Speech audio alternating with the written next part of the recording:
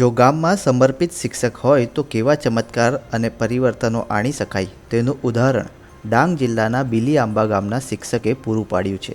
ગામના શિક્ષક રસિકભાઈ પટેલે તેમની પ્રતિબદ્ધતા અને ખેલાડીઓના પુરુષાર્થના બળે ખોખોની રમતમાં 87 રાષ્ટ્રીય ખેલાડીઓ તૈયાર કર્યા છે. તો મળીએ આ અનોખા શિક્ષકને.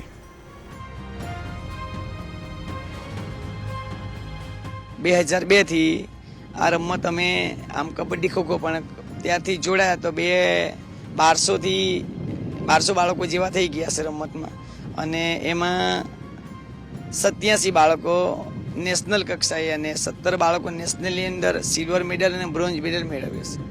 અને હાલ અમારા બાળકો સાથે છે. અને ખેલ મહાકુંભથી આપણા જે અલગ અલગ ગામોમાં વિશિષ્ટ જે ખેલાડીઓ એમાં નીકળ્યા, અને એ ખેલાડી આપણને જોવા મળે, અને રમતથી બાળકોને જે પ્રોત્સાહન મળે છે, રાજ્ય સરકાર ઇનામ આપે છે.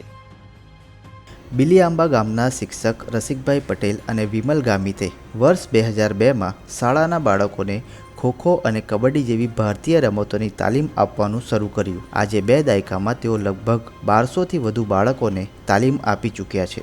આમાંના 17 જેટલા વિદ્યાર્થીઓ રાષ્ટ્રીય સ્તરે સિલ્વર તથા બ્રોન્ઝ મેડલ જીતી ચૂક્યા છે.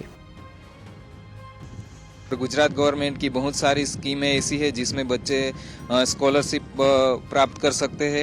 सीओई सेंटर में हमारे हर साल 20 से 25 बच्चे सिलेक्ट होके गुजरात गवर्नमेंट की स्कॉलरशिप का फायदा ले रहे हैं.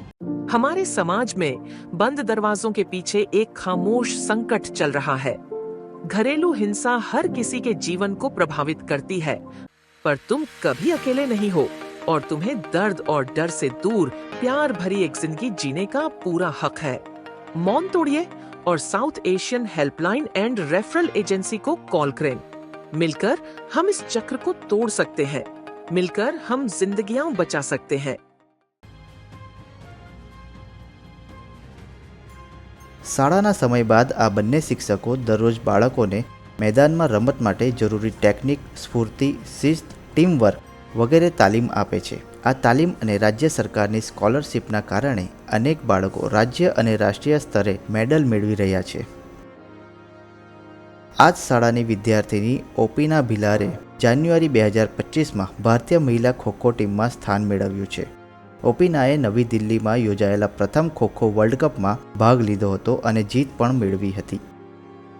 खो खो खेलने के लिए यहाँ पे जो मैं प्राथमिक शाला में पढ़ती हूँ, बिलियांबा में पढ़ती थी पहले, तो मेरे भैया बहन और दूसरे भी खिलाड़ी थे, वो लोग खेलते थे. उन लोगों को जो सम्मान मिलता था, स्टेज पे खड़े होके उन लोगों को सम्मान दिया जाता था, वो लोग जीत के आते थे, और स्कूल में जो खुशियाँ मनाई जाती थी वो देख के मुझे लगा कि नहीं, मुझे भी ये प्राउड मुझे भी चाहिए. तो मैंने वो देखा और फिर मुझे खेलने का मन हुआ. गुजरात गवर्नमेंट की ओर से जो सपोर्ट मिला है मुझे, कि स्पोर्ट्स अथॉरिटी ऑफ गुजरात द्वारा जो चल रही है स्कीमें, वो प्लेयर्स को आगे बढ़ाने के लिए बहुत लाभदायी है, और उन लोग सभी का मैं शुक्रिया अदा करना चाहूँगी, क्योंकि उन लोगों का सपोर्ट की वजह से मैं यहाँ तक पहुँची हूँ आज. આમ બિલીઆંબાના આ શિક્ષકો આદિવાસી વિસ્તારમાં રમતગમત ક્ષેત્રે પરિવર્તનના વાહક બની રહ્યા છે.